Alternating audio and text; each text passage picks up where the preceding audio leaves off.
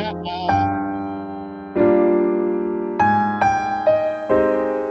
Try to share it.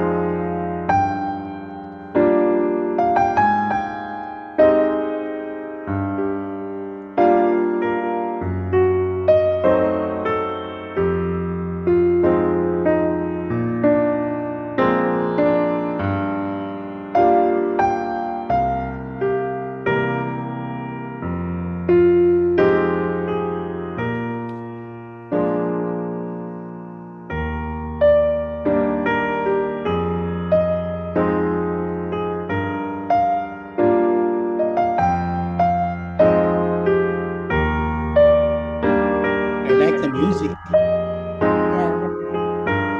Very laid back. You should have a coffee actually. Yeah. Or go to the bed and lie down. Yeah.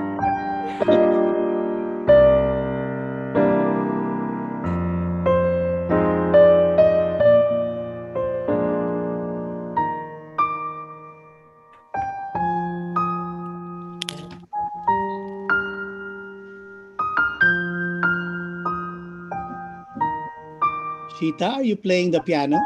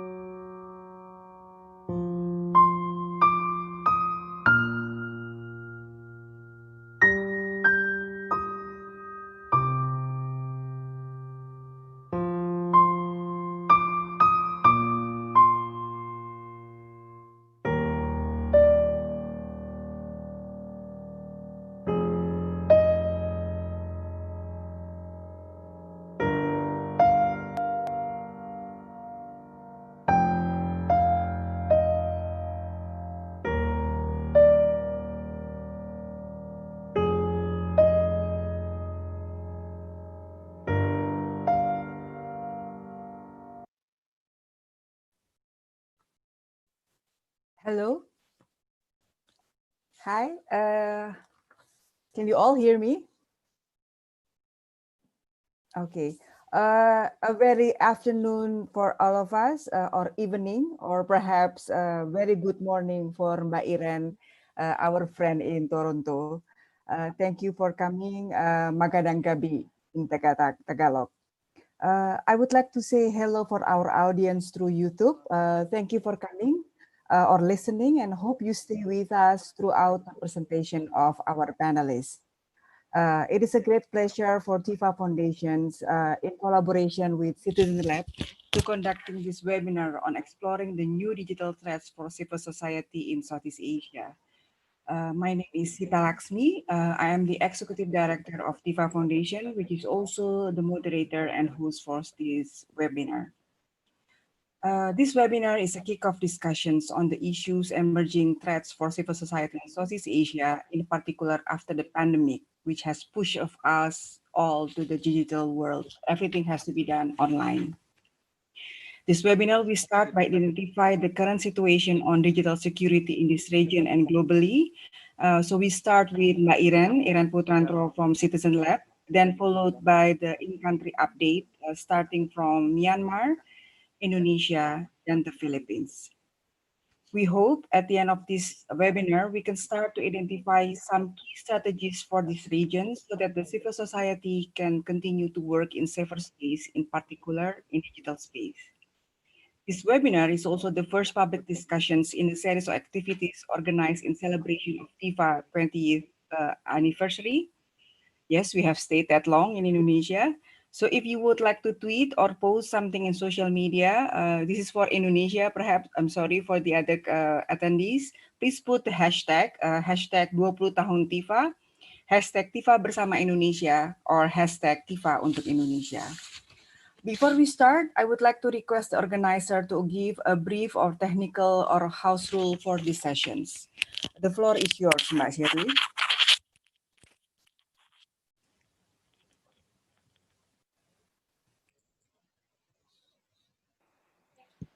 Terima kasih banyak, Ibu Sita. Thank you so much, Ibu Sita. So, good evening, ladies and gentlemen. My name is Shirley from Bahasa Global, the organizer for tonight. Allow me to quickly introduce you to the interpretation feature that we're going to use today, as well as the closed captionists that are available tonight. So just to start, several house rules during this Zoom webinar. When you're entering the Zoom, please click join audio, and also please mute your microphone and turn off your video when you're not speaking unless you are the speaker. Please always turn on your video. And please access the Zoom from a stable internet network. And also, while you are speaking, please make sure that there's no background noise. And to avoid accessing the Zoom from the other same place or nearby with the other users, because it may cause feedback. And in order for the interpretation feature to work, please make sure that you have used or downloaded the latest version of the Zoom app or using the latest version of the browser. Tonight, we have the simultaneous interpretation feature available if you are using laptop or PC. On your screen, on the bottom right, there's this globe icon. Please click and there will be interpretation available in English and Bahasa Indonesia. Unfortunately, Zoom does not have Indonesian language label, so for the occasion tonight, we will use Spanish as the label to replace Bahasa Indonesia. So please select with the language of you wish. Be mindful that today's event, the floor language will be English. And when you are speaking, don't worry because you don't need to change the channel. And you can always mute the original audio, but we recommend you not to do so. And therefore, when the speaker is switching between one languages to another, you will automatically listen to the floor audio.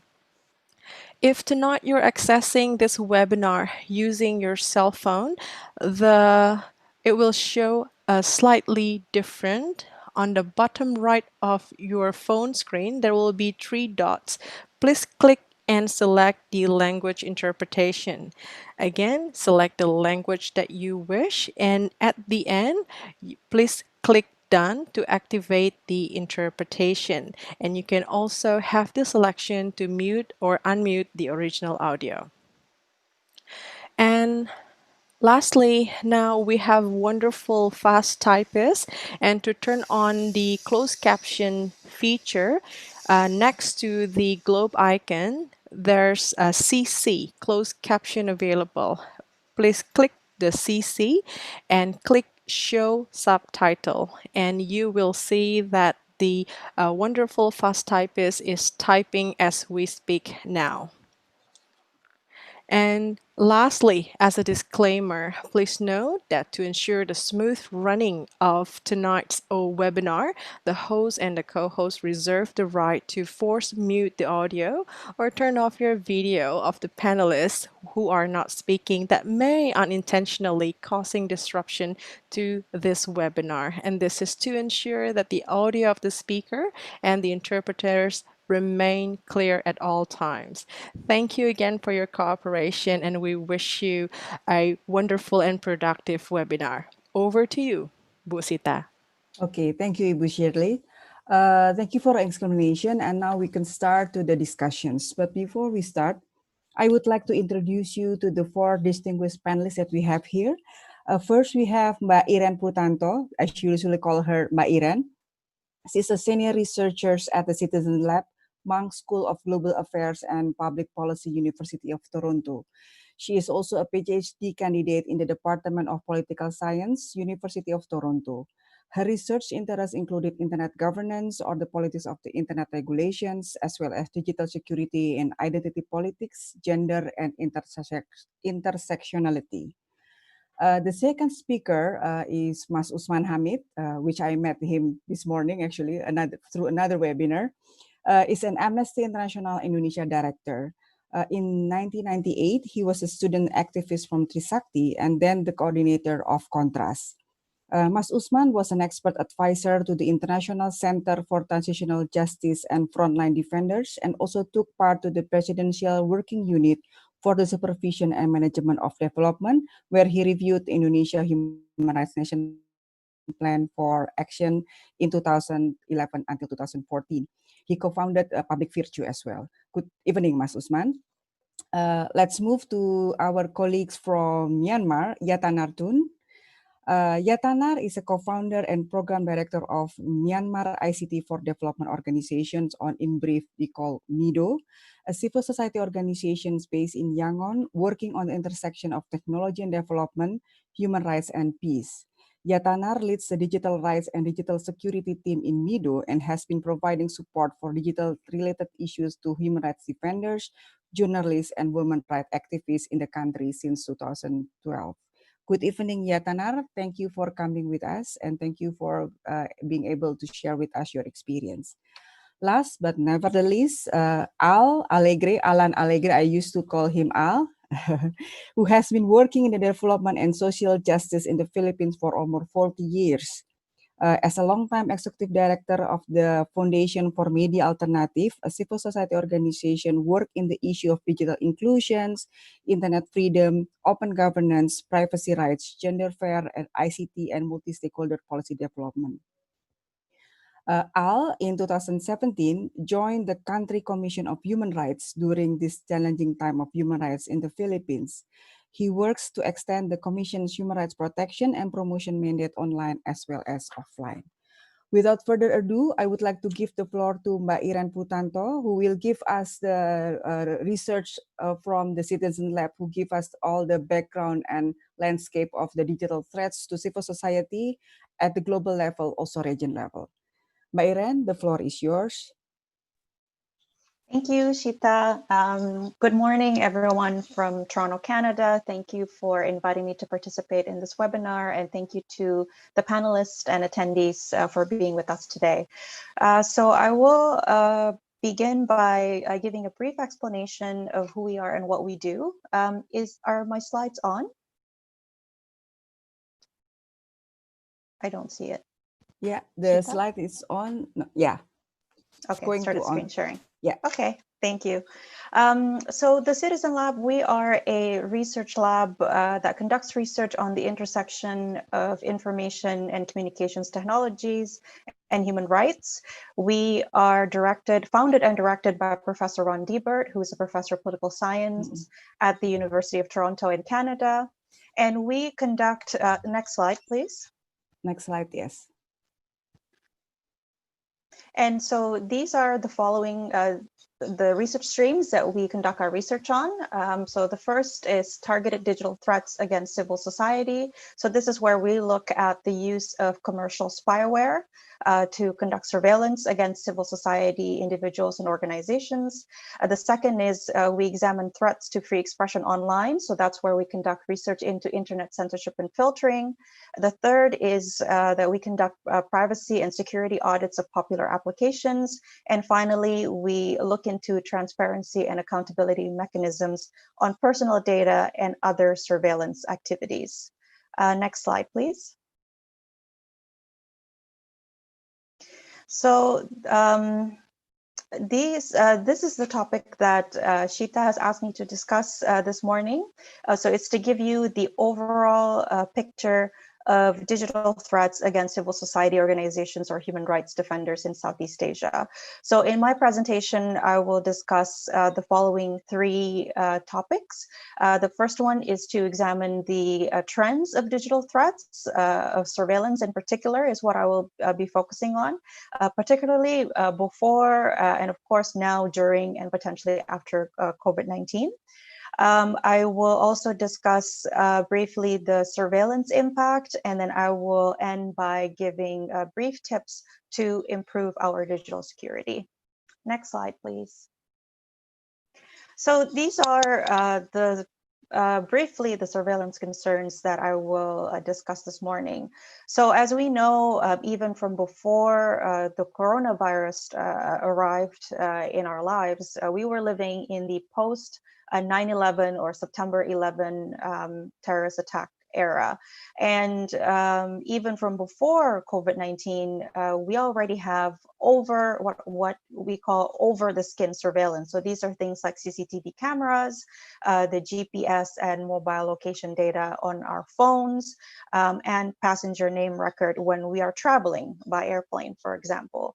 And of course, we have all heard or know about in 2013, the Edward Snowden leaks that disclosed the surveillance programs conducted by what's called the Five Eyes. So Five Eyes are the US, the UK, Canada, Australia, New Zealand, alongside with the help of big tech companies.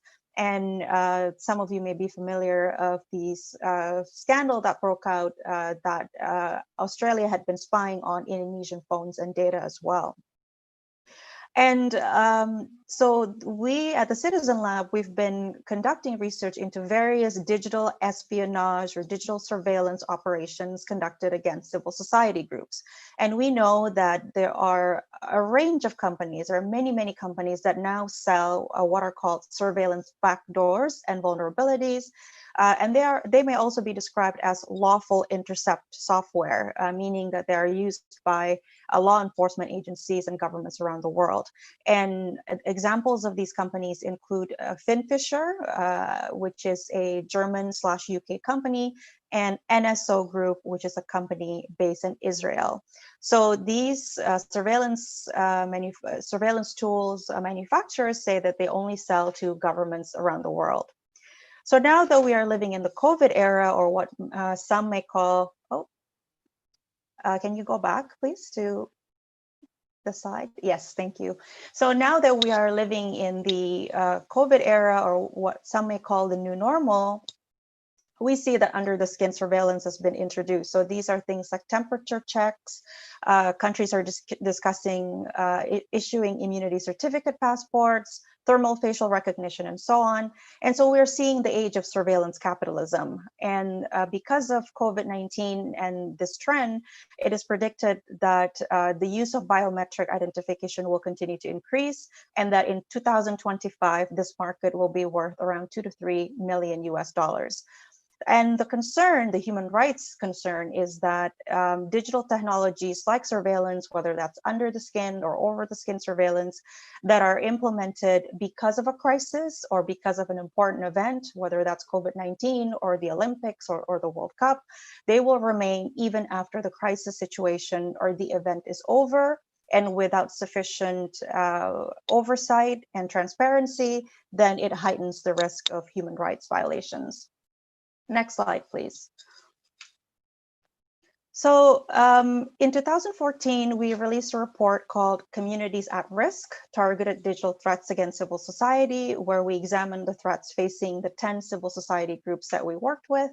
And these are some of the conclusions.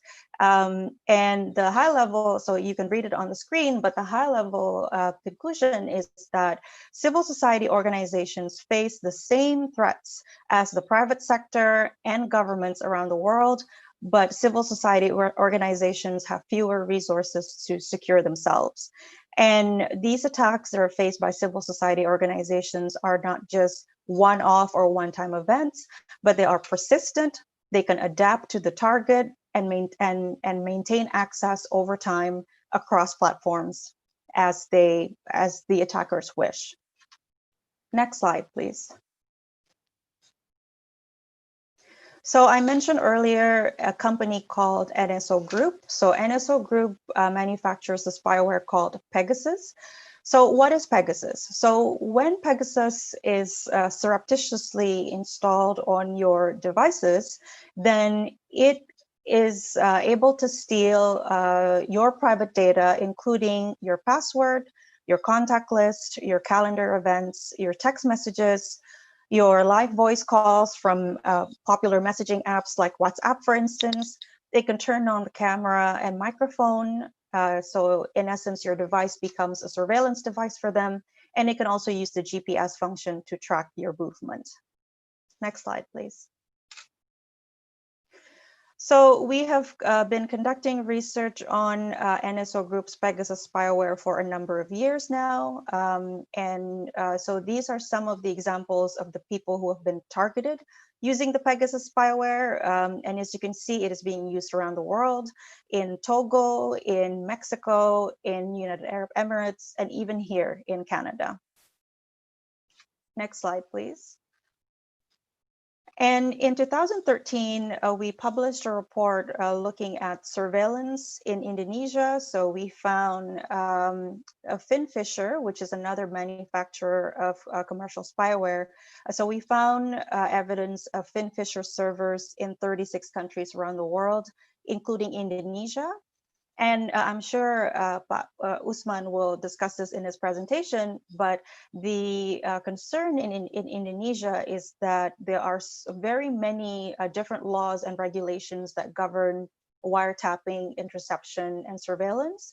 And so the concern is that there is lack of accountability and oversight into how these surveillance tools are used ostensibly by the government.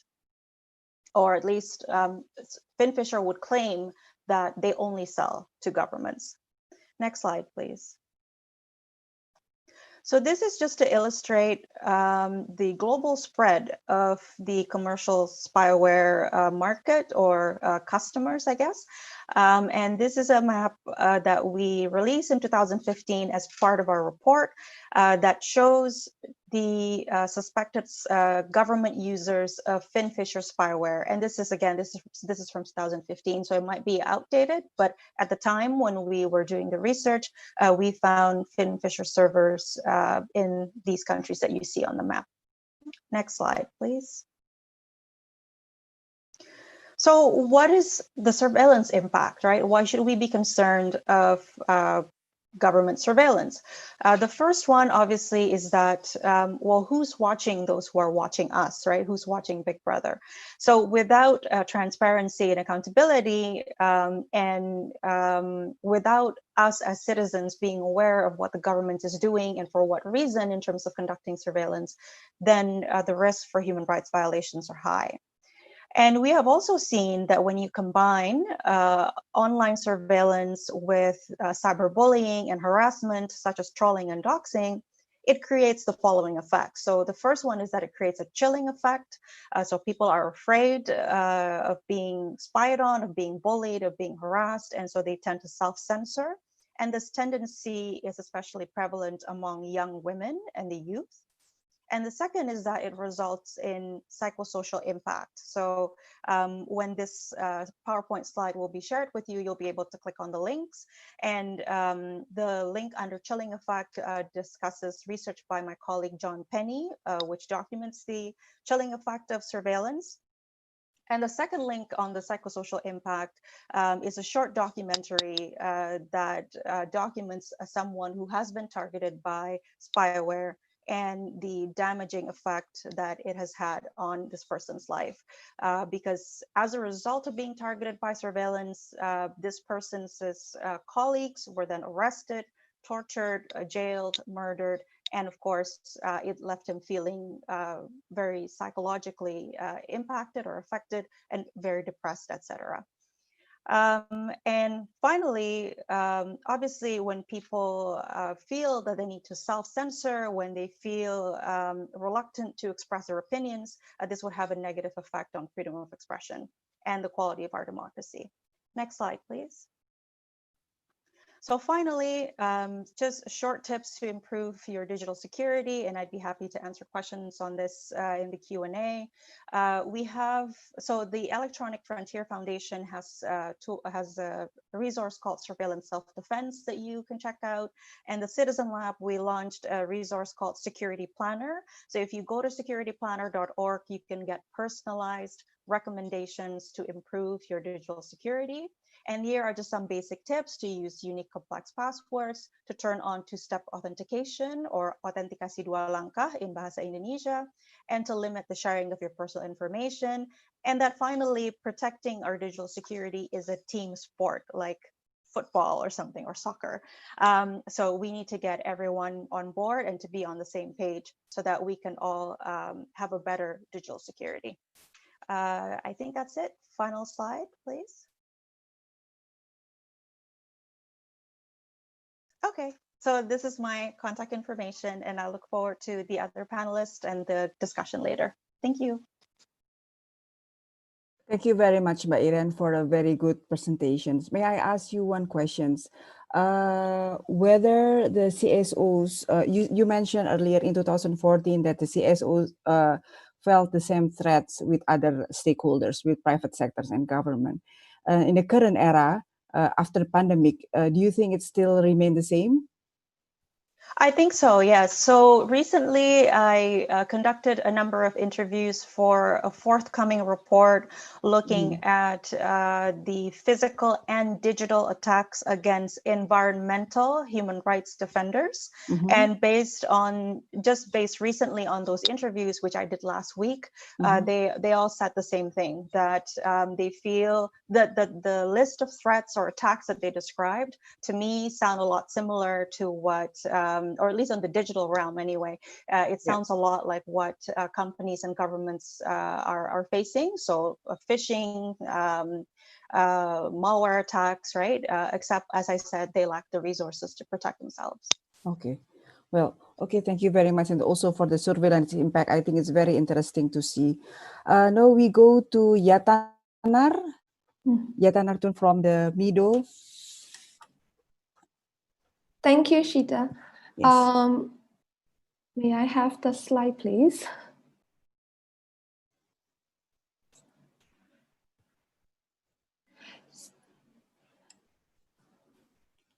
Yes. Thank you. So good afternoon, everyone. As Shida mentioned, MIDO is one of the very few ICT-focused local civil society organization working on the intersection of technology and human rights, technology and peace, and technology and development. So for today's event, I prepare my presentation in 3 parts. The first one, which is about emerging digital threats towards civil society organization in the country. So next slide, please. Yeah, next one, please. So in terms of digital rights violation, I would like to highlight the top 5 issues that last year in June, the government issued an order to all mobile operators in the country to shut down mobile internet in 9 townships in Rakhine and Chin states affected by the conflicts, using Article 77 of telecommunications law for the very first time. The shutdown was the world's longest internet shutdown, lasting over a year, affecting over 1 million people living in those areas. Even during the COVID-19 pandemic times, the government carried on the shutdown with and justifiable reasons. Although it ended actually this month, August 2 this year, the government only allows the operator to provide 2G internet until the end of October, which is really insufficient with the current platforms and technology, right? Think about it, it will take a couple of minutes to even load a Facebook page, let alone using other services such as YouTube. And again, in late March this year, the Ministry of Transport and Communications again issued an order to all mobile operators to block 221 websites, 154 websites with adult explicit content, and 67 a large fake news website. But in those large fake news websites, a few ethnic media websites such as some Rakhine and Karen media are included. And another thing I would like to highlight here is restrictions on freedom of expression online. We have more than 200 cases filed under 66D of telecommunication law during this government term alone. Most of the cases were filed by state actors. So yeah, in our country, defamation is still considered as a criminal offense. That's opening up for undue arrest for practicing free speech online. And moreover, the government has initiated mandatory SIM card registration as well. SIMs are for now registered using national ID card, but they have a plan to further collect biometrics and build a biometric SIM database in the future. And and last but not least, journalists and HRDs, human rights defenders, have become targets of digital threats and online hate speech. In our digital security helpline that we are running right now, we observe that cases are mostly about coordinated attacks such as impersonation, hacking, and phishing. Human rights defenders are also victims of hate speech and cyberbullying as well, particularly women, human rights defenders, and journalists. And in terms of mitigation, would you please go to the next slide? Yes, and the next slide, please. So in terms of mitigation, digital rights group in the country are working together in conducting advocacy walks. So we have strong networks and coalition working on issues around freedom of expression, digital rights, and platform advocacy. We also hold an annual Myanmar Digital Rights Forum, which is a multi-stakeholder event, as well as a medium for our advocacy works. We are also a founding member of Myanmar Tech Accountability Network, which works on platform advocacy, particularly to actors like Facebook and Google. We are also leading initiatives around fact-checking and media and information literacy. We have a resource website on these topics and a media program partnering with local mainstream broadcasting media. For digital safety support, MIDO has been providing digital security support since it was founded in 2012. But last year, we formally launched our digital security hotline, which is now part of the global civil society hotline community. We also launched a campaign Facebook page and a resource website, which hosts digital safety related resources in local language. And that's actually one of the very few resource websites resource websites about digital safety and security. And could you please go to the next slide? So possibilities to work together.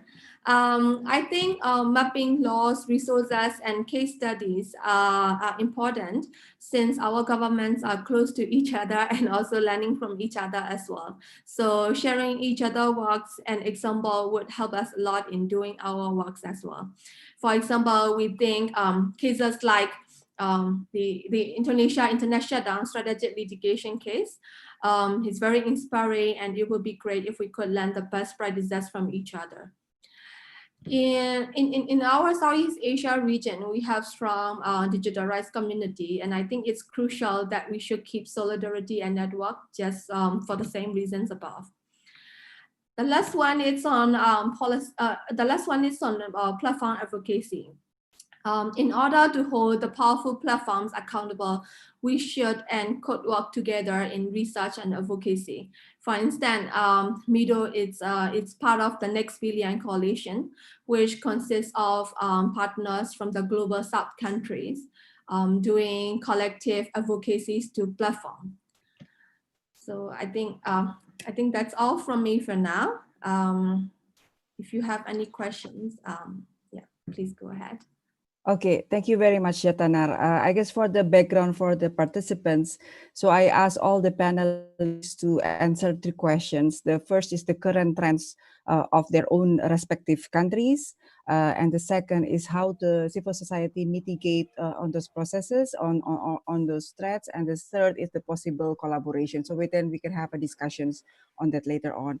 I would also to encourage people to start asking questions. I saw a lot of my friends also here from the Philippines, also from Indonesia and other part of the region.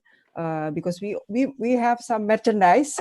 Even if you are outside Indonesia, I know this is online, but we can send it somehow to you, the merchandise from Tifa for celebrating the 20 years of Tifa. Without further ado, I would go to Pak Usman Hamid to update us in Indonesia, about Indonesia. Silakan, Mas Usman. Thank you, Sita. Thank you so much. Distinguished participants, friends, good evening, Indonesia time. Good morning, Toronto time. And also thank you for Tifa Foundation and Citizen Lab for having me. I think we have heard from Iran giving us a very good overview on the global trend on surveillance, including very useful tips for us to protect ourselves. And I think from that presentation, we have a better understanding on the overall picture on digital threats towards civil society everywhere. And this reminds me of what Manuel Castells has said, that freedom of expression and communication on the internet is often curtailed and surveillanced by government bureaucracies, political elites, and also ideological religious apparatus. I think surveillance is very clear, has become the usual method by which the state monitors dissenters. And this is what Professor Ron Daybert called the third generation of control, or the third generation control on freedom of expression. So today I'm going to talk about the context within Indonesia, the digital threats in Indonesia, towards civil society with some examples, and then I'll move into some thoughts on how civil society in Indonesia handle digital threats, and also some thoughts on the future joint effort between us within the region. But before I explain the state of Indonesia, let me firstly give a bit of a background in one or two slides. The next slide, please. So this is not necessarily the digital attacks, but the overall landscape of attacks against human rights defenders, social justice leaders, or a civil society organization across the globe. I took a data from Frontline Defenders, for example, more than 600 violations, including arbitrary arrest and detention, threats, smear campaign, verbal and physical abuse, legal action, questioning and interrogation, raids and Brexit, travel bans, torture, ill treatment, disappearances, and sexual violence. In 2018, we have seen more than 300 defenders and activists were killed. 77% of them were human rights and environmental defenders. Last year, recorded at least 300 human rights defenders were killed in the world. 3 of those killings took place in Indonesia, although some of the organizations such as, let me check, the Indonesian Protection Organization, Protection International, have recorded at least 8 of them were killed last year in Indonesia. So that's the overall backgrounds across the globe in which we are located. The second snapshot, which is taken from Amnesty report last year, was about the pattern of attacks at the level of personal attacks, attacks on communication, that includes surveillance and internet censorship, as well as the shrinking space for civil society. In the context of Indonesia, so against the backdrop of shrinking space for civil society across the globe, the authorities in Indonesia increasingly suppressing peaceful dissenters in the country. Many activists, as well as human rights defenders, is being targeted and attacked instead of supported or protected by the authorities. And moreover, the COVID-19 crisis is also having negative impact on human rights and even the overall democracy situation. So Indonesia's organization such as Protection International, ALSAM, Kemitraan, the Partnership for Governance Reform, have been working on this front in order to increase the protection of human rights defenders, social justice leaders across Indonesia. There are cases where they have recorded across different provinces, Sumatra, Kalimantan, Sulawesi. Most of the cases last year, for example, are very much related to environmental exploitation, including on Papua. That is a kind of the most sensitive taboo issue or politically sensitive issue to be discussed in public sphere. Let me move to the next slide, which is the digital threats. So the intimidation at the digital sphere takes many forms, including credential theft of your WhatsApp accounts, spam calls from unidentified international numbers. I've got this experience several times. Digital harassment, such as intrusion during online discussion. We're lucky today, there's no intrusion. And also the offline threats or physical threats, physical violence against activists, against academics in Indonesia. So Amnesty International for the last 2 or 3 months have recorded at least 68 victims of criminalization and physical attacks from the total of 48 cases. From the total of 48 cases of criminalization and physical attacks, there are at least 29 hackings, doxing, threats, and spam calls through WhatsApp, your Twitter accounts, YouTube, and also Instagram. Most of the victims are government critics. That includes hacking of alternative medias voicing minority rights, women's rights, or LGBTIQ rights, such as Magdalene.co or Conde.com. Last year, Amnesty recorded at least 29 9 cases of criminalization and physical attacks toward activists, resulted in 41 victims. If you look at the other cases, it shows how tools or digital tools used extensively to investigate government critics, private citizen online, civil society activists, and resulted sometimes or oftentimes in cyber libel, increase in the name of protection of, for example, against falsehood or criticisms against president, government, the police. So in conclusion, the Indonesian civil society organization have increasingly concerned about a wave of harassment, labeling, intimidation, and attacks toward civil society. And such phenomenon may lead toward a shrinking space, a shrinking civic space in Indonesia, and contributing to the critical situations of the already low quality of democracy in Indonesia. Let me give some examples in the next slide, which is related to some activists. Number one is Raffio Patra. So he was a regular millennial critics. He wrote articles in digital media, and he has always articulated his argument, his criticism in an eloquent way. So there is no reason, for example, to accuse him for defamation or whatsoever. So his WhatsApp account in April was being hacked by unidentified parties, and these unidentified parties used his hack account to broadcast calls for national riots. Hours after that, after the hacking incident, he was arrested by the police. He was interrogated without a lawyer for the message that he never sent. So despite his plea that had been a victim of hacking, he was forced to sign 2 investigation reports during the interrogation, one of which stated that he was involved in inciting the riots.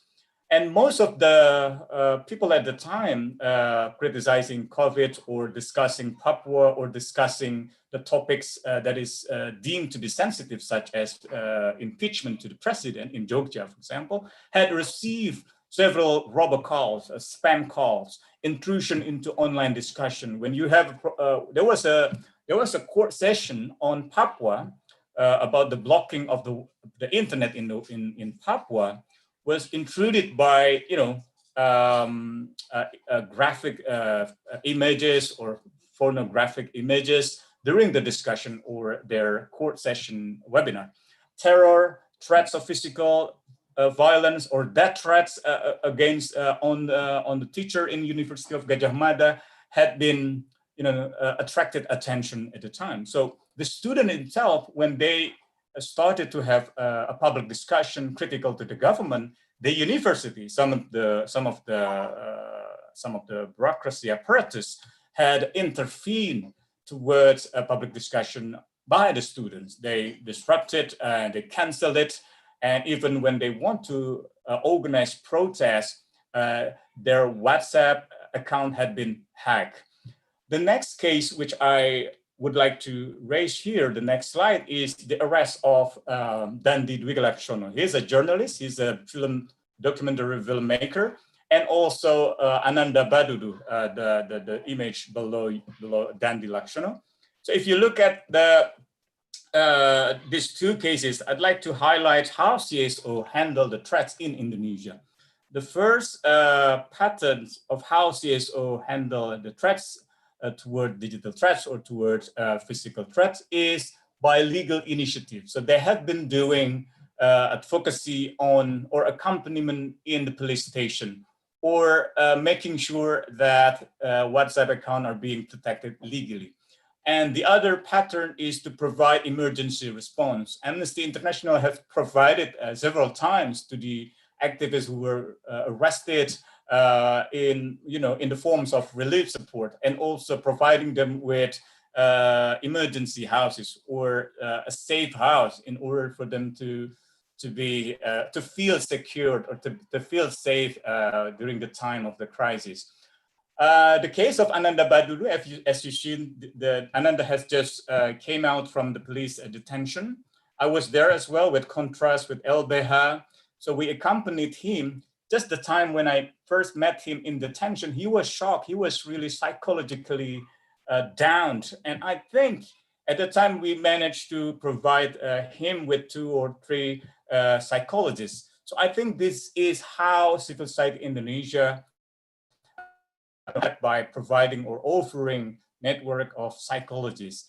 And the other important thing is the programs for journalists. Dandi is a journalist. Dandi has been working closely with Association of Independent Journalists in order to provide capacity building, security training for the journalists. Some of journalists involved in the WikiLeaks or in the Indonesia leaks had been threatened, had been under threats by the authorities last year.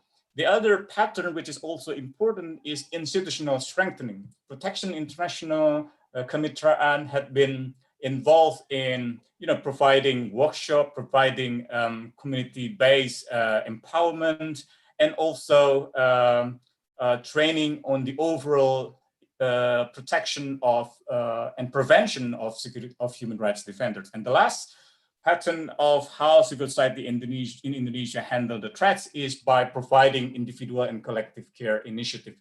The LBH or the LBH Satu Keadilan, for example, has provided a number of Papuan human rights defender with a safe house, with healthcare, or with the psychologists in order to make them feel safe, to feel protected. The last slide, which is about how civil society in Southeast Asia can create a joint effort, for example, I would suggest a number of things. Number one is to discuss the current and future landscape related to technology and human rights globally and also regionally in our region. I'm so glad to hear that Mbak Irene had mentioned about their ongoing research, which is very important to see the landscape clearly and to see ourselves within that landscape. And secondly is to share global and Southeast Asia priorities and relevant work within ourselves, within Tifa Foundation or other organizations within the region.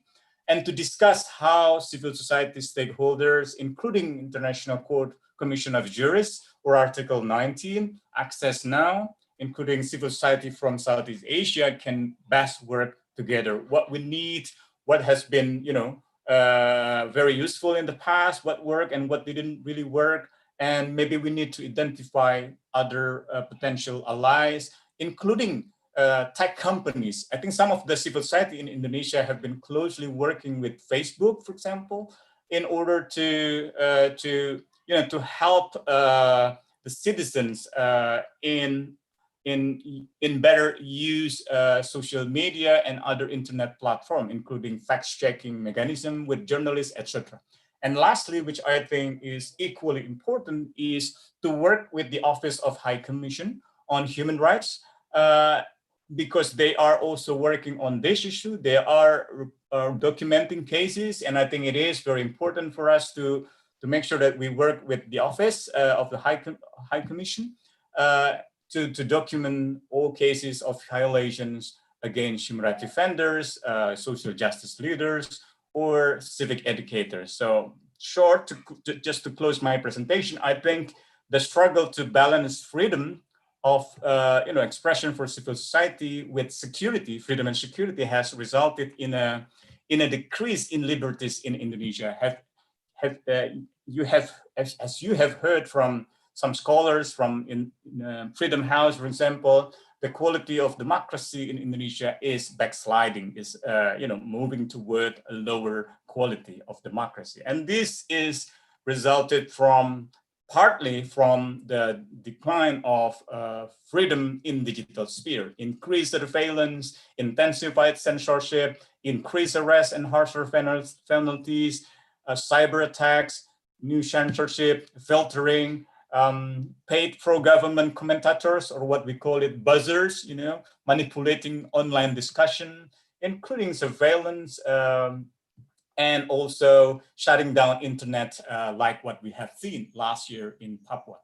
So this is what I can share for now. Really thank you, and I'm very open, and I'm very looking forward to discuss in the next session. Thank you so much. Back to you, Shita. Thank you so much, Mas Usman. I think you are giving us a very clear and comprehensive view on Indonesia.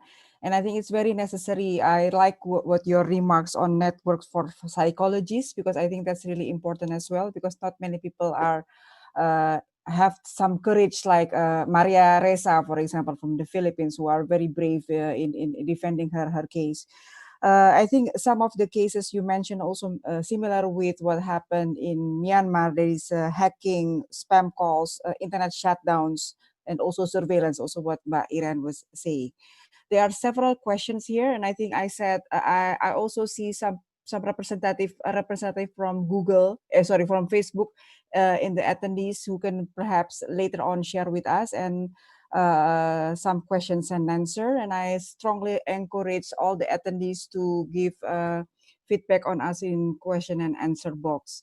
Without further ado, I would like to call Mr. Al Alegre, last but not least, from the Philippines.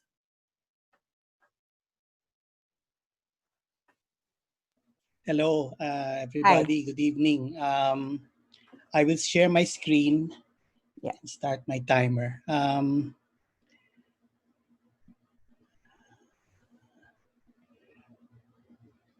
Hi. I hope you can all see the screen.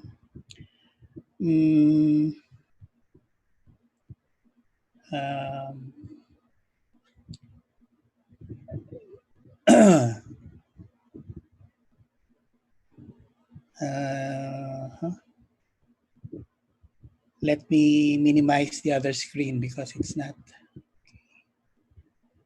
okay. Can you see the can everybody see the? Yes, Okay. I see the slide. Yeah.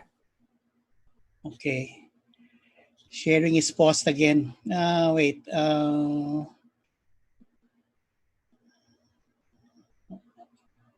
Can we use the one that's that I gave to the staff, Ashita?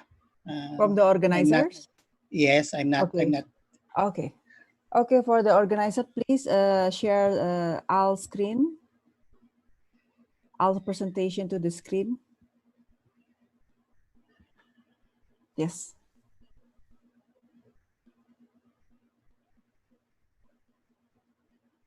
Let me one last time for this. Let's see.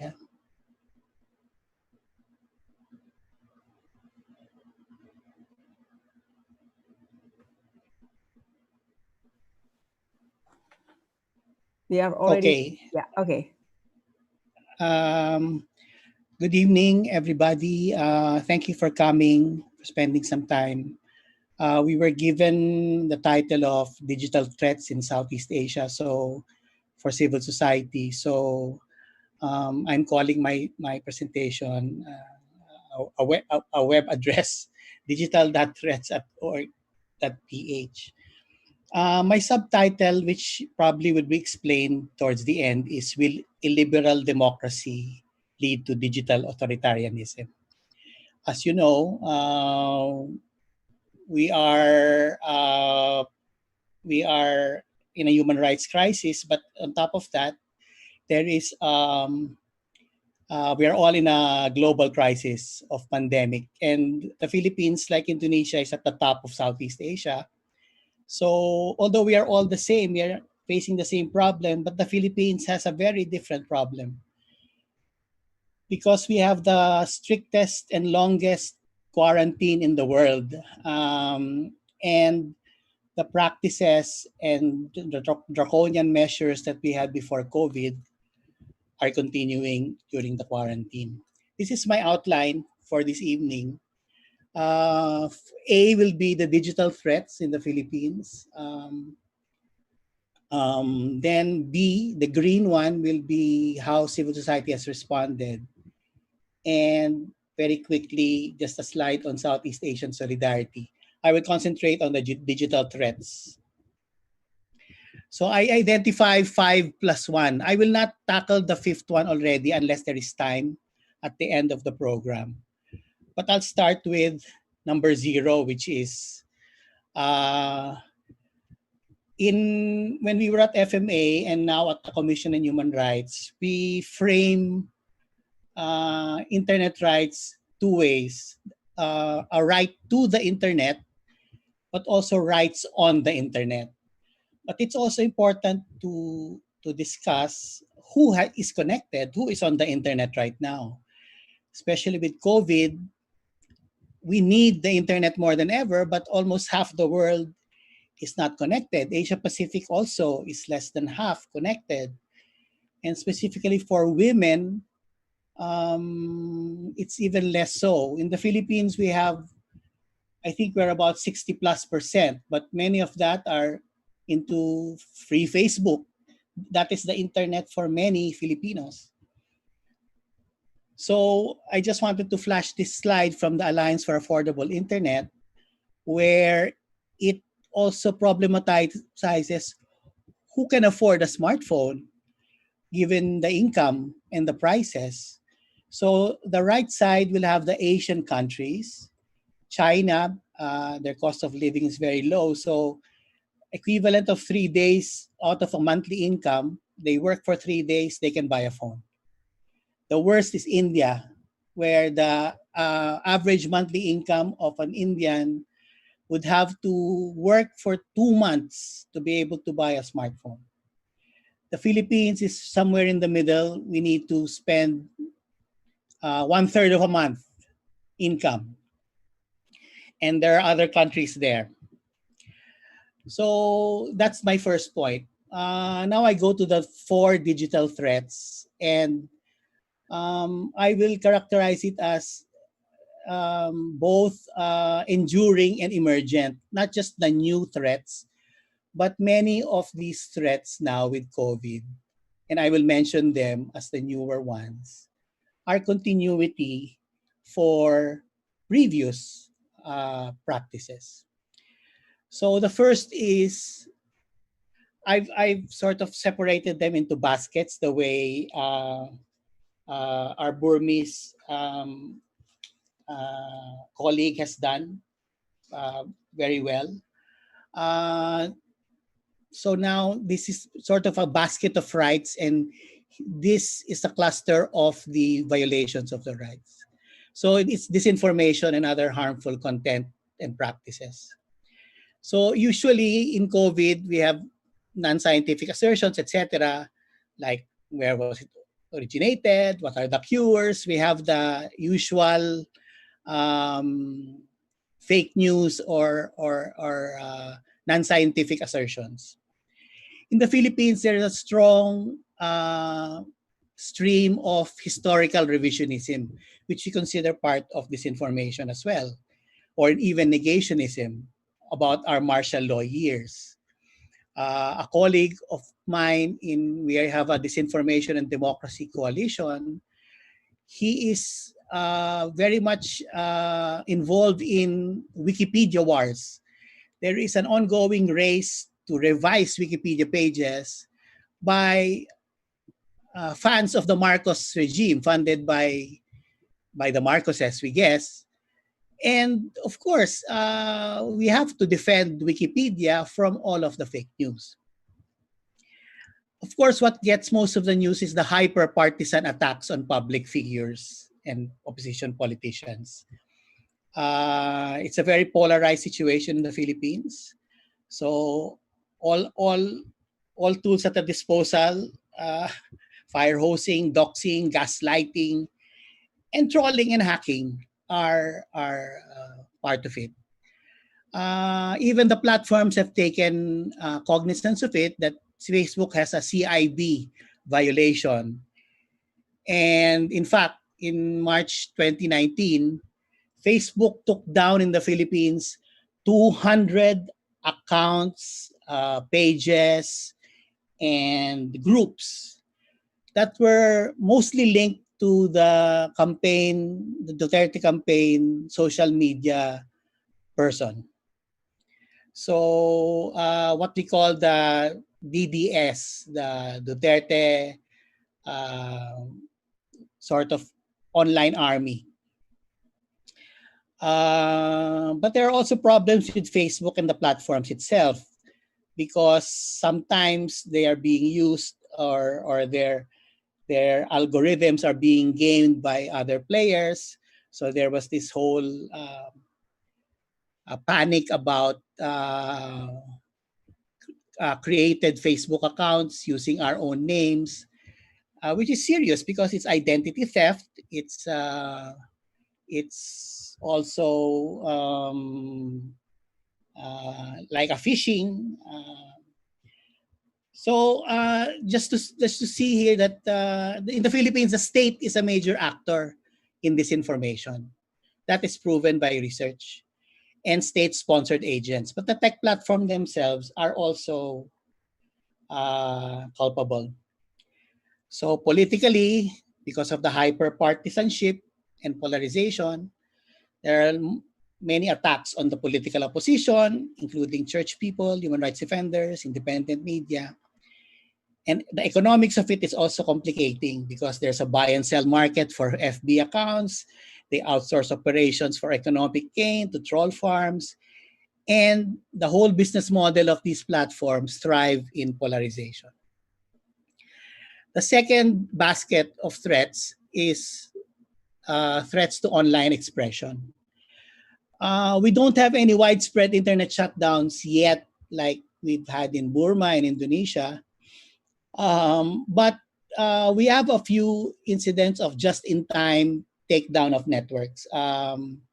Like when the president was giving his State of the Nation address, those in the vicinity of Quezon City, where he was giving his address, suddenly lost their signal. So the telcos voluntarily took it down without any warning, without any consultation. But the important things here is the more recent one is the Rappler case on cyber libel. It is criminalized. It has harsher penalties than ordinary libel. The case of Maria Ressa and Rappler now show us that there's a longer prescription period. It can take up to years, up to 12 years, when a post you posted 10, 12 years ago can still be liable. And then there's the flawed theory of republication. If you edited it a bit and then published it in its new edited form, you are republishing it. And therefore, the prescription period moves. It's crazy. The second big development, I have about 3 minutes left, is the weaponization of law to chill free speech. You've heard a lot about the Cybercrime Prevention Act 2012, where the cyber libel provision is. The Anti-COVID Response Act has an anti-fake news provision, which was criticized because they will accuse certain enemies of spreading fake news about the government if you are dissenting or you're opposing to them, and they will charge you under the fake news provision. And then it's the Anti-Terrorism Act, which I think many of you know about. Vague definition. It vests power in all cabinet appointees of the president into a council. It legalizes warrantless arrests and charges without bail, and reduces the penalty for wrongful arrest from the old Security Act. The ABS-CBN shutdown is also another way where the law was used, because they used licensing laws and franchising as a weapon. The latest we had, although this was retracted the following day or two, the Philippine military chief wants social media use regulated through the anti-terror law, which is exactly what we were saying in protest. And I think Irene mentioned the chilling effect. Here is the latest survey, a phone survey that of citizens, and half of Filipino adults have said that they agree that airing or printing government criticism is dangerous, even if it's true. If this is not a chilling effect, what it is, people are afraid. And this just came to our attention a couple of days ago.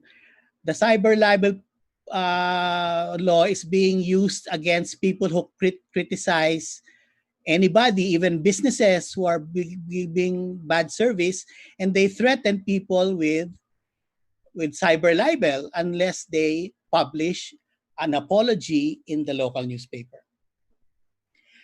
I will not get into surveillance that much. We've taken too much, but I just want to say that the proximity apps or contact tracing apps we have very little uptake.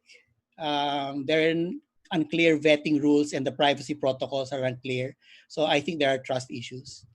But it more exposes the competence and corruption issues within our own institutions. I just want to flag that there is the national ID system, which we still have problems with. It's patterned after the Aadhaar system of India.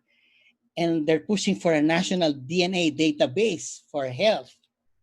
So I don't know if you came across this. A group of NGOs, both Philippine and regional and even international, Privacy International and Civicus are there, and APC, wrote a letter to the government agencies in charge of the contact tracing efforts of the Philippines.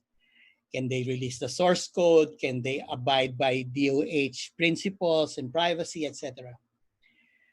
The second to the last is gender-based discrimination and violence.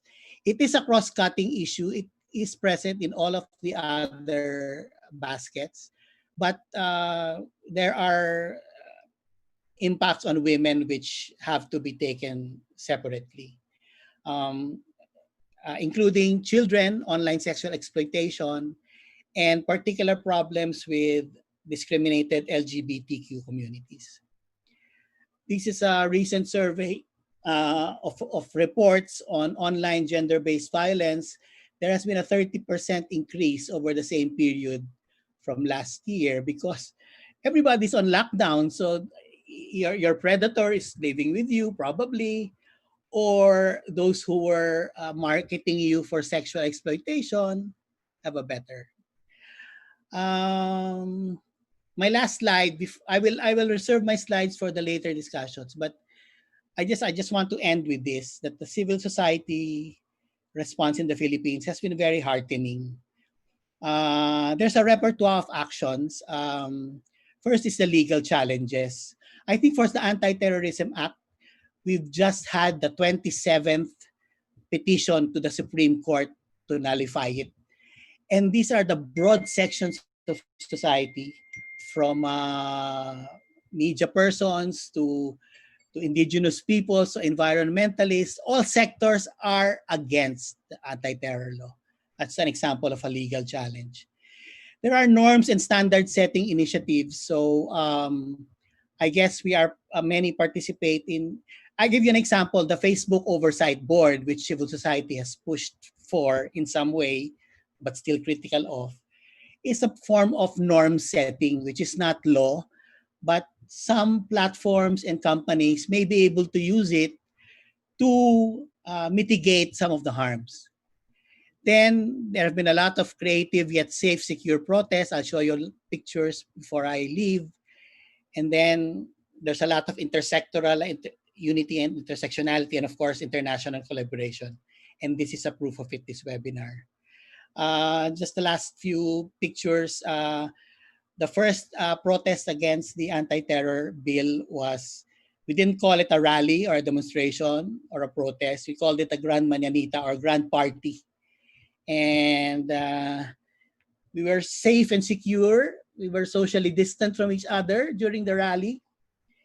And so there is online protest and offline protest. And one very interesting online protest is, this is a new song that just came out a couple of days ago, an anthem against the rise of tyranny, and 30 independent musicians from different bands all over the Philippines collaborated on this song. I wish I could play it to you sometime, but I'll give you the link. I'll end there for now. The next will be what are the possibilities for Southeast Asian solidarity. Thank you very much. Terima kasih. Maraming salamat po. Thank you very much, Al. I think you gave us a very good examples, also very heartening to see the actions being done in the Philippines to defend for the freedom of expressions in your own way. We have a lot of questions. We also have questions from YouTube. I will try to read the questions. If you can also see the question from the panelists. For Iren, this is from Adi from Institute for Criminal Justice Reform. He was asking whether even though the surveillance is done legally, this is also can be done with intrusive software or more advanced technology from the time the law being drafted. He was asking, how do you regulate surveillance to be proportional and not violate someone's right to privacy? To you again, Mbak Iren from Satria Unair. He was asking, I just put it in brief, yeah. Do you think the government might be behind this surveillance? Also, do you think the Indonesian cyber defense institution has the capabilities to prevent this? That's for Mbak Iren. This is from Rangyoni Jahya from Nika for all the panelists. Is that possible for civil society to create monitoring or sensing tool of surveillance and manipulation practices? Are there any example from any country so far? Also from Hazel from Facebook, she was asking how tech company can strengthen collaboration with CSO and journalists on these issues. This is all to the panelists as well. The last one from this session, I would like to raise from Dimita Putri. She is from Luminate Group. She was asking whether,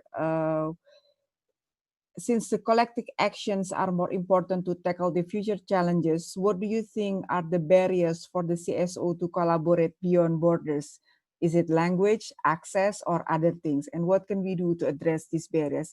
I give you those are questions first. And the last one is from Bernard Koten from Papua. He was asking about when also the social media platforms are controlled by the government, is there any safe space left for us, the small communities in Papua, to express our thoughts on social media? When we publish something that happened in writing or audiovisual format, we are often harassed or through terrors on our mobile phones or through social media. Thank you. So those are the brief questions that I got from the people.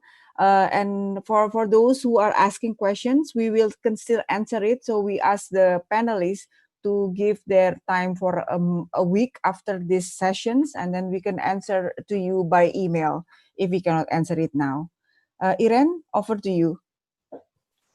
Thank you, Shita, and thank you to those who asked the question. So I think I will start by answering Satrias's question. Is the government behind FinFisher? Well, that is the $64,000 question. We don't know who is behind FinFisher. All we know is that we found the servers in the countries in question, the map that I showed earlier, which includes Indonesia, and also that FinFisher claims that they only sell to governments and law enforcement agencies. Beyond that, we cannot definitively say who is behind the spyware or who's operating the spyware. Does Indonesia National Cyber Defense has capabilities to prevent this? I don't know. Maybe Pak Usman, Hamid, maybe you want to take on that question, but I don't know the answer to that. And so for the question from Rongo, is it possible for civil society to create a monitoring or sensing tool of surveillance and manipulation practices? Are there examples? I have not heard of any examples. I can only say that these commercial spyware tools are meant to be very sophisticated, very advanced, that even your regular antivirus programs can't detect them. So, and to date, I have not heard of any organization creating a monitoring or sensing tool to prevent their devices or to detect if their devices have been infected by malware or using commercial spyware. For ADI, so how do you regulate surveillance to be proportionate and not violate someone's rights? I mentioned in my presentation, and perhaps Pak Usman would like to respond to this as well, that we need to continue to demand accountability and transparency with regard to surveillance. In Indonesia in particular, I believe that there is a need for a harmonized law that regulates how surveillance, wiretapping, and interception are done in the country, who's responsible for them, for how long, etc. Because in our research in 2013, I think there were more than I think 16 or something like that, different laws and regulations that govern surveillance and wiretapping. On the international side, so I would recommend, Adi, that if you haven't already, to read the writings from the former UN Special Rapporteur on Free Expression, David Kay. So he highlighted three things in particular. So the first one is that because these technologies are only sold to governments, or at least that's what the companies say, so governments therefore must control the export of spyware, right? So I mentioned earlier that most of the countries that do sell or do export commercial spyware are Western countries. So there needs to be frameworks to restrict the export of this technology because it has both military and commercial use. So there is a thing called the Wassenaar Arrangement, which should be updated to also cover spyware, which we know it has been used to attack human rights and civil society. The second is that companies themselves must implement effective controls on their own technology. So this could mean disclosing their clients and how their technology is used, and to have strict rules against misuse. But most of all, there should be government sanctions if it turns out that these tools have been used to target those, without justification, I guess, without proper legal justification, such as civil society groups. And finally, he mentioned that when abuses do occur, then government should make legal action possible. There needs to be laws that enable claims against companies or governments that are responsible for illegal surveillance. And David Kay argues that until these measures are in place, then there needs to be a moratorium, a complete stop of the sale of surveillance technology, because we know that it's been used to commit various abuses. Thank you. Okay, thank you, Erin. Do you want to answer the other questions that also quite general? Like, for example, regarding how tech company can strengthen collaboration with CSO and journalists on this issue?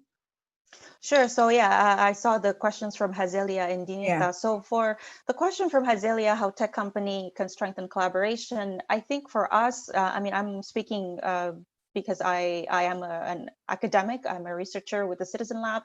And I think that what tech companies can do is to help share evidence when these abuses do occur, because for us, we conduct evidence-based research, which is then used by civil society to conduct advocacy.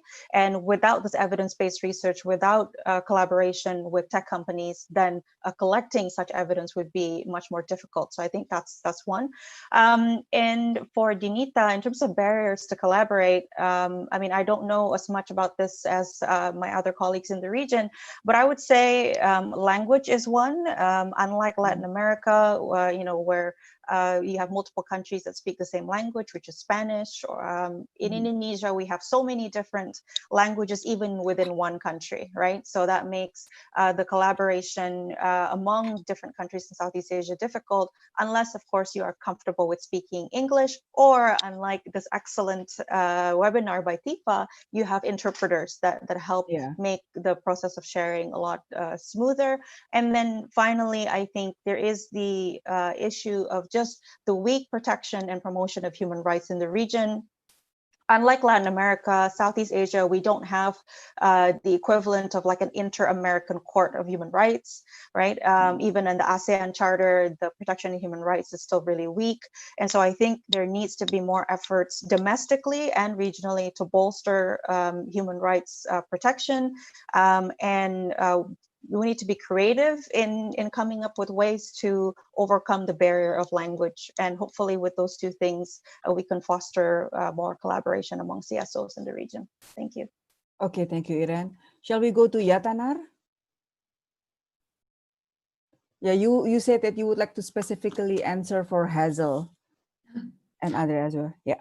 Yes, so I would like to take two questions from here. So one is from Hazel and the other one it's from Chiquita. Yeah. So for the first one, I think tech companies, they shouldn't just talk the talk, but also walk the walk. We hear that they want to strengthen and collaborate, but in reality, not really meaningful collaborations happened. And like holding one-time workshops and meetings are not quite helpful.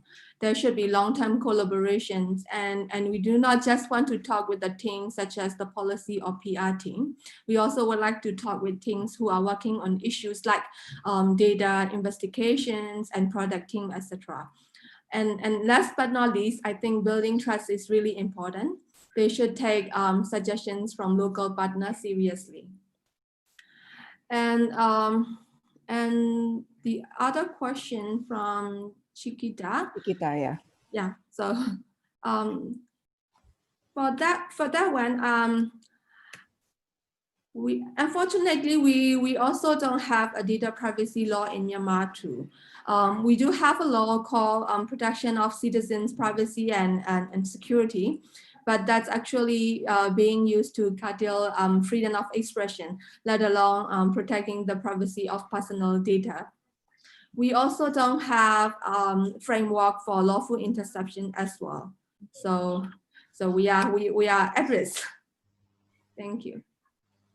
Okay, thank you, Yatanar. For Mas Usman, there are several questions for you specifically. From Iman, for example, he was asking whether is there a public complaint or channel if you feel threatened online, easy public access?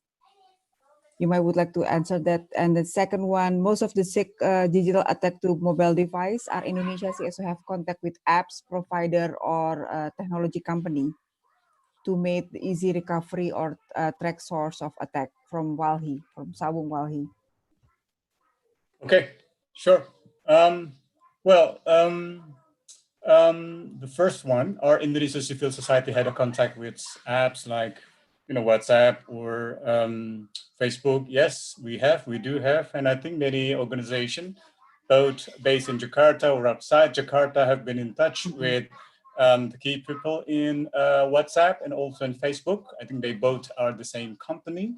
I think Hazelia is one of the key persons who has been in touch with several human rights organizations, also the overall civil society organization. They work together in order to make sure that platforms such as Facebook and WhatsApp is a safe platform. And I think the recent experience I have had when I've got a lot of spam calls, I think I was in touch closely with Hazel, and I think they helped me with, some tips in order to protect or to better protect my mobile devices from further disruption. And I think Hazel can talk about it even more on how they create some kind of layers of protection for certain people in which such digital attacks wouldn't easily taking place, wouldn't easily occur to any of human rights activists or civil society activists. So that's for Sawung Walhi. And for Iman, I think, is there any public complaint channel if you feel threatened? Well, I do believe that, informing people, informing your friends, public, is also one of the key ways of protecting yourself. By informing publicly what you have had is also letting people know of what you are facing and what you are experiencing. And I think once something happens to you, let's say in the worst case, something that I have seen in Papua, someone get killed, for example, following a digital threats, is very important, at least to know. First is to get the public know that, sorry, my kids. Guys, please. Yeah, so I think, but of course, there are also some level of risk informing to public without doing, for example, reporting properly to the police. I do have some key contacts within the police, for example, who are very friendly to human rights activists or to civil society activists, in which I have benefited from such contacts in, let's say, in the case of Ananda Badudu, or in the case of Dandi Laksono, or in the case of Rafael Patra, in which we managed to contact with some good police or good cops in order to protect them, or at least to know what exactly happens, what exactly they are really doing, and who was reporting a complaint to the police against these activists, for example. So that's the two ways of how I think it is important for us to manage, proper legal mechanism, reporting with some lawyers, of course, building up key contacts within the police, and at the same time building up a kind of public protection or social protection. And I think on the blocking, I think we have had a very good experience in which the court has interfered in a very positive way in the case of blocking of internet in Papua. I think there was a long debate, a very intense debate last year between civil society and the government of whether blocking of internet, shutting down of internet will, for example, prevent people from invoking further riots, or vice versa, providing information in which people can verify information, can mitigate, the situation. Just like in the case of COVID, I think there is a kind of debate between the government and the civil society. The government feel that, not all of information that we need to publish, but on the other hand, the civil society argue that we need all of them. We need, except the private information, of course, we need all of the information, the tracing, etc., in order for the civil society and also the general public to create their own self-mitigation. And lastly, I think, from Hazel, how tech company can strengthen, I think just keep on doing your good job, your great initiative. But Irene mentioned me that I need to somehow give some additional response into the question of whether the government behind, let's say, surveillance, for example. I have two cases in which I put it in my thesis when I did study at ANU, Australian National University. The first case is the blocking request of a website by the military in Papua. So military is the powerful institution in the province. They can request the website that deemed to be, separatist, for example, to be blocked. And I found a document in which it was an official document in which it shows that based on the military request, then the government, helped by the internet service provider, blocked website deemed to be separatist. As human rights wise, I don't see any, violence, incitement, or racial hatred within on the website. So I believe that it was illegal, it was illegitimate, it was not necessary, it was undemocratic for democratic society of Indonesia to let's say, to block a peaceful expression, a website which contained a peaceful expression. The other evidence which I believe to be useful to understand the question, to understand the landscape, is the evidence of a website in Papua called suarapapua.com. So they were so happy when they created this website because it attracted a lot of visitors. So when I went there, when I visited there, I give some of the, let's say, informal training or informal session in which I advise them to check whether those visitors are really coming from, from regular people, from civil society, etc.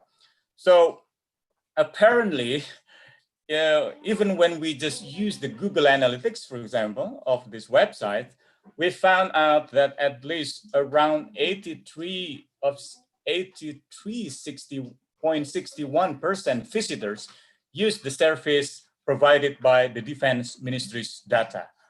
And so, well, Well, yes, they attracted a lot of information, a lot of visitors, because they provided they provided services which is really good, a credible information, independent reporting.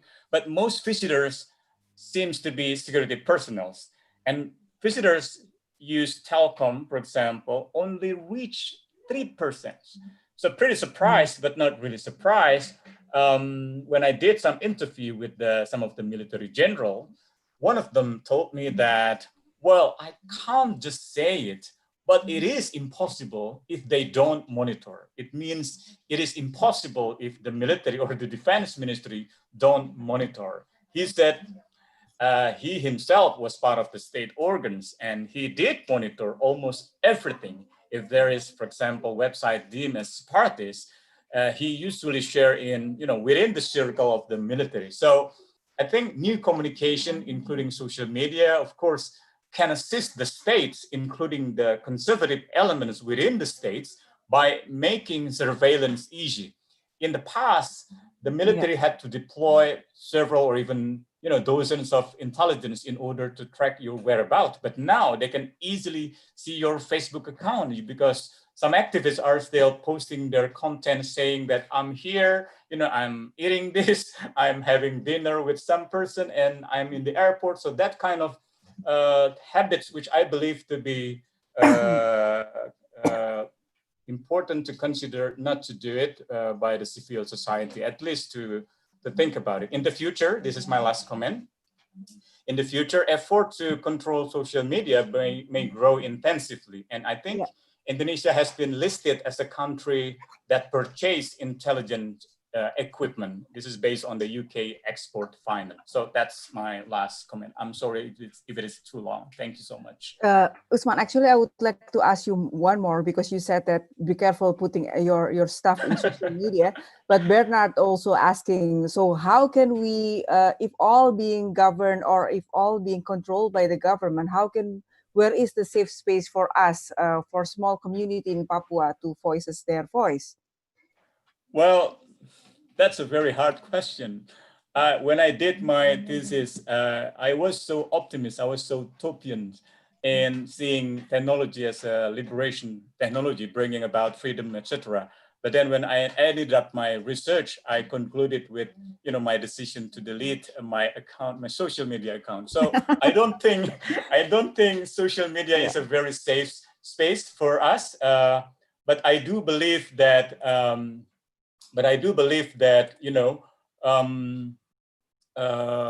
Having informed knowledge, having awareness of what it is in your mobile phone, what does it mean to have WhatsApp, what does it mean to have Facebook, what does it mean to post things online, for example, it's very, very important. And I think having cooperation, having engagement with Facebook is also very helpful for many activists. I found it very helpful. For myself, I believe the key point back to, to how are you going to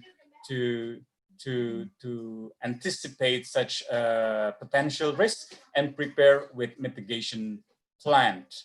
I think when it comes to deal with expressing opinions, that's fine. When it comes to deal with exposing abuses, well, be careful, because there might be repercussion. And when it comes to deal with mobilizing protests, like making use of social media for street mobilization, the level of potential risk is getting higher. So being aware of that is very important, and being connected to the legal aid institute such as LBH is very important. Being connected to organizations like ICT Watch or SafeNet, for example, or ICGR, they are all key partners in order to help you when you are in trouble.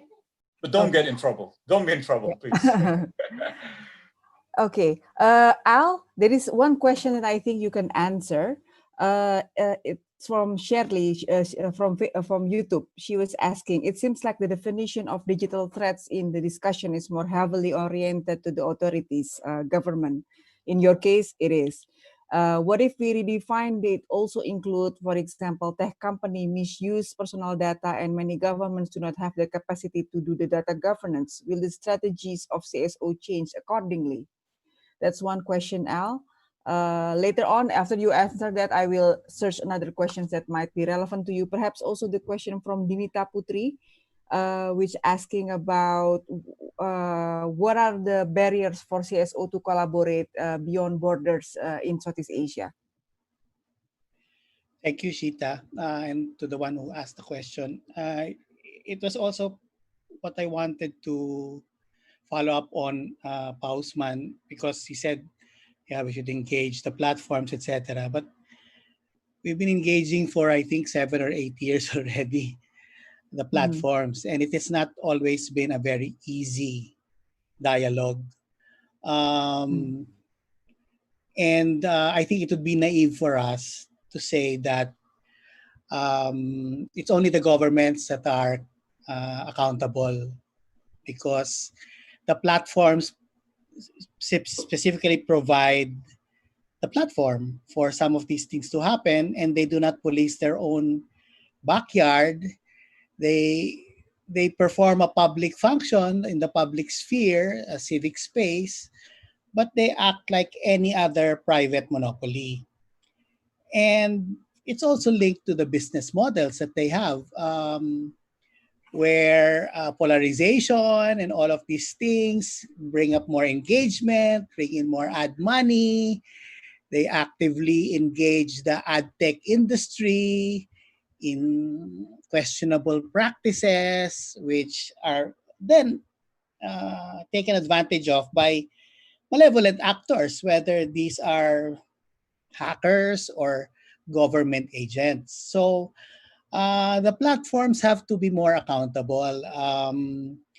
Uh, I've heard many times from Maria Ressa and others that they are engaged in behavioral change. They're trying to change our behavior by all the tracking that they do. They try to predict what we will do and tell us what we want to do. So this whole artificial intelligence, big tech, automation, we have to rethink that. Of course, on the tactical level, we engage, like Pa Usman said. I'll shout out to Facebook that set up 2 years ago a public policy office in Manila. Previously, we were just engaging with global or with Singapore, no? But since Facebook is almost the internet for many people in the Philippines, we really have to engage. But uh, the- their scope of work will be very limited. They cannot go against the Menlo Park people. Um, Case in point, this Facebook oversight board.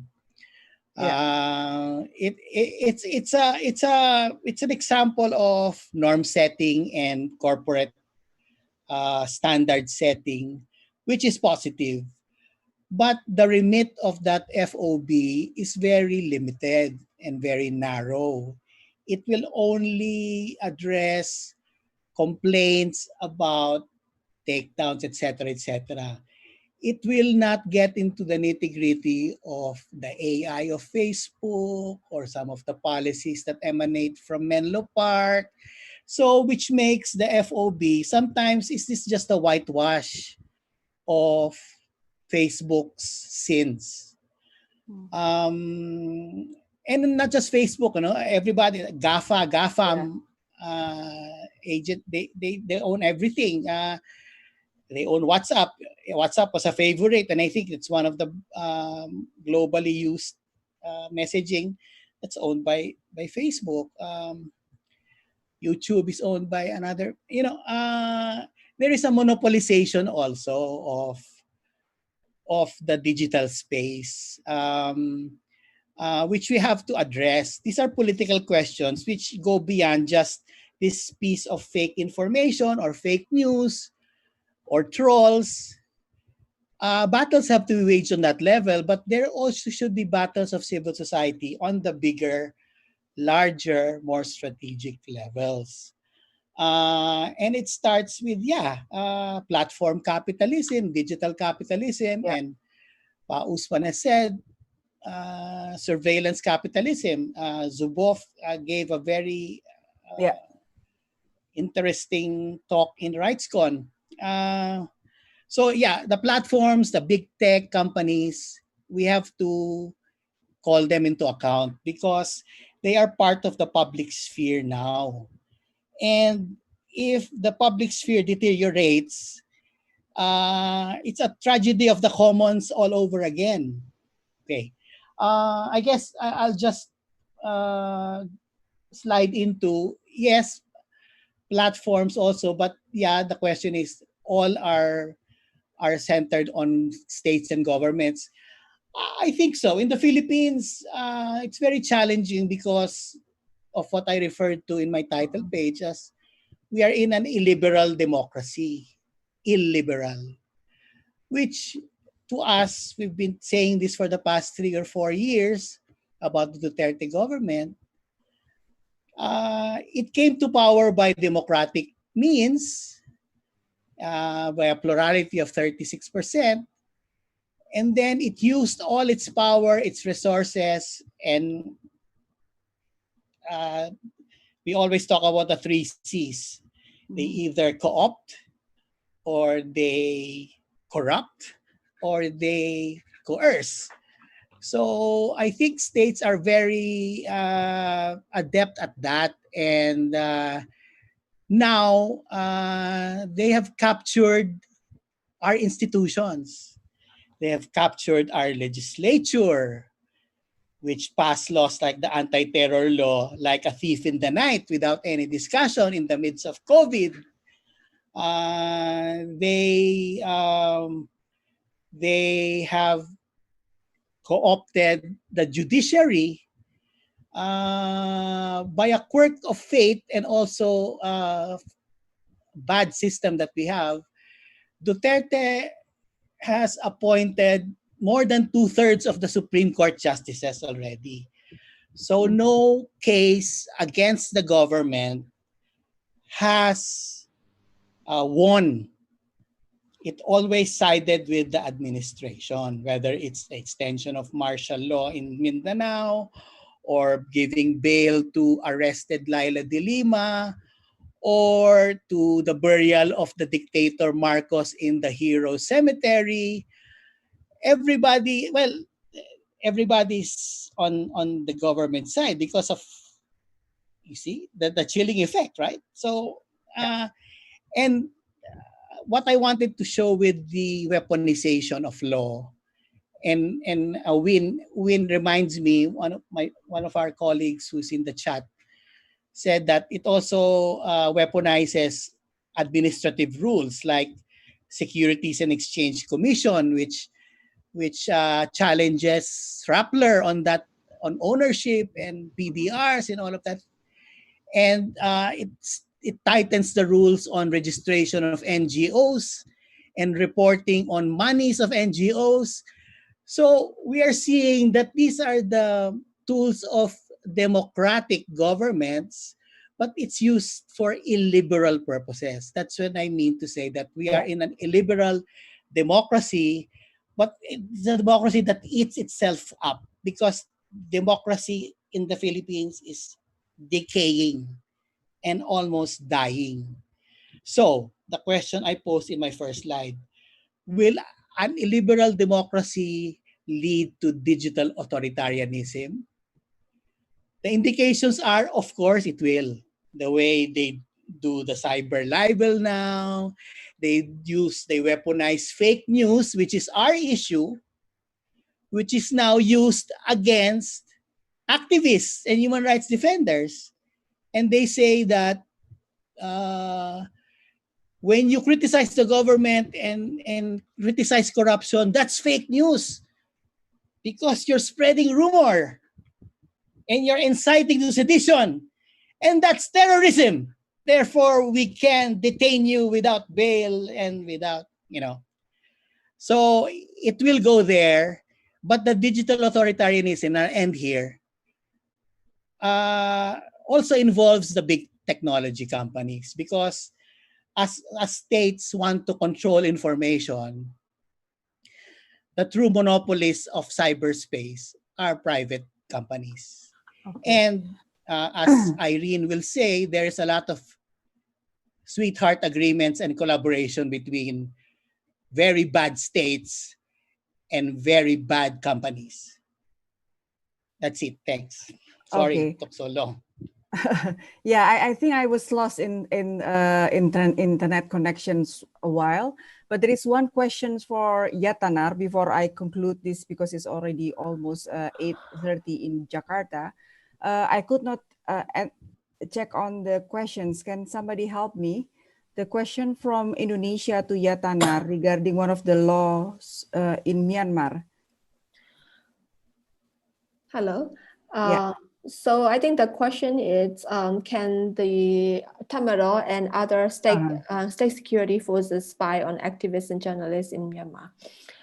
So I cannot say concretely, but like I mentioned, we do not have a data protection law. And we still have operators which are partially owned by military. So it can allow stakeholders to surveil. So yeah. Okay. Okay. Well, I guess this would conclude our conversations. I don't have any conclusions yet for this conversation, but I think this webinar has shown us the complexity of the digital threats. It becomes more difficult for us to navigate around those complexity. If I may say, there are big companies, big platforms, also governments weaponizing the regulations, and also in terms of capacity and language as well, and inclusivity as well. So those are the very complex issues that we have to navigate if we would like to address to these issues. I would like to have one more saying from the panelists. If you have one or two words or sentences about how to go about it, the most priority, because for Tifa itself, we are quite confused whether we have to really take part on the technical side of digital threats, or whether we go into the non-technical part of the digital side, which is also a complex one. So if we have, because we have very limited resources, as the Iren said earlier, if we have to make a priority in our work, which one it is? For Indonesia, for Philippines, for Myanmar, or ASEAN in general, one or two key activities, and then I conclude the sessions. We go backside now. We go from Al, and we end with Iren. Al, you go first. Two sentences. Okay. Wait, let me compose that sentence. Yeah, I think what is at stake is democracy. So it's the rule of law, it's institutions. So we should try to address that, which means human rights, online human rights, digital rights, internet rights should be part of the discourse of all civil society, especially human rights defenders. And we have to be adept at it. We have to be good at it. You have to focus. Tifa has to focus, but we have to do both. We have to do technical and non-technical. Okay. Right. That's my first long sentence. Okay. The second is I will. Oh, that's one sentence.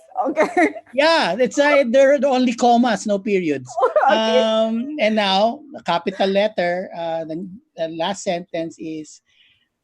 We started something because when I am in the Commission on Human Rights, there is what we call an alliance of all of the Southeast Asian human rights institutions called CNF, Southeast Asian NHRI Forum, which has 6 of our countries in ASEAN plus Timor.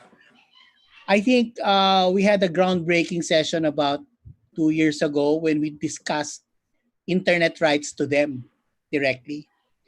And I think we're trying to do it in the Philippines now, that we have best practice because the National Human Rights Institution is another way to engage and to speak truth to power and to promote human rights and democracy. Thank you. Thank you, Al, for the long 2 sentences. It's okay. Usman, go. Okay, well, 3 things of the issues, which is number 1 is the weak rule of law and technology, the oligarchization and technology, and plus tradition or patterns of violence and technology. I think these 3 are interrelated. But from a human rights point of view, I think Tifa needs to take stock on technology, human rights, and political developments in the area of democratic and civic space, in particular in light of the COVID-19 pandemic in Asia or in Indonesia in particular. Thank you. Okay. Yatanar?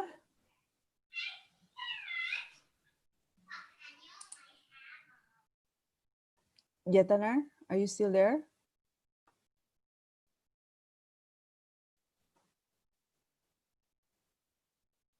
Hello, if not, Iran first. Oh yeah, Yatanar. Yeah, go ahead, Yatanar. Sorry. Sorry. So for us, I think we should focus more on the policy side, and so like for Myanmar, we do have digital laws, but these needs to be reviewed. And we also need news law that protect users' right, such as cyber laws and data protection as well. Okay. Noted for that. Iran, last but not least. Thank you, Shita. I would like to second what Pak Usman said. I think taking stock of the situation in Indonesia and the region in terms of how Tifa can contribute, I think that would be a good first start. In terms of whether to focus on technical or non-technical, personally, I think there are already a lot of organizations out there who do technical work. So I think, I mean, in my personal opinion, I think that is true. That is true. But the Citizen Lab, we also do work on Indonesia because I'm Indonesian. So technically, maybe there is a Citizen Lab in Indonesia. Just don't tell Ron. So I think what would be great is if we can continue working together, because even though us at the Citizen Lab, we have the technical capacity, we don't have the kind of in-depth on-the-ground knowledge as Al, Pak Usman, and Yatanar do, and of course you, Shita, and your colleagues in Indonesia. So I think if we can continue to collaborate, we can ensure that the technical capacity that we have here in Canada can be applied or can be taken advantage of in Indonesia according to the local context and conditions. Thank you. Okay, thank you very much, Iran. I think we are almost going to the end. I would like to make sure that this is not going to be our last conversations because this webinar is only the kickoff from the longer conversations from the complex situation that we have now. And secondly, all the presentations for the participants, all the presentation will be uploaded. So it's copyleft or common or Creative Commons, so you can quote with attributions from the participants. And if we found any more questions that they haven't been really answered because it's really digital, I think we will do some follow-up of that. And for the people who ask, we try as much as possible to send you the merchandise from Tifa to celebrate Tifa 20 years in Indonesia. Okay. On behalf of Tifa, on behalf of our organizers, I would like to close and say thank you for all the attendees. I think we have quite stable attendees both in Zoom and YouTube, and all the panelists and all the people behind the screen of Tifa, my team who is working perhaps 12 hours now or more than 12 hours. So I thank you very much. I'll see you later in the next webinar. Thank you. And happy birthday, Tifa. Thank you. Happy birthday, Tifa. Happy birthday, Tifa. Happy birthday, Tifa. Thank you. Terima kasih. Terima kasih. Terima kasih.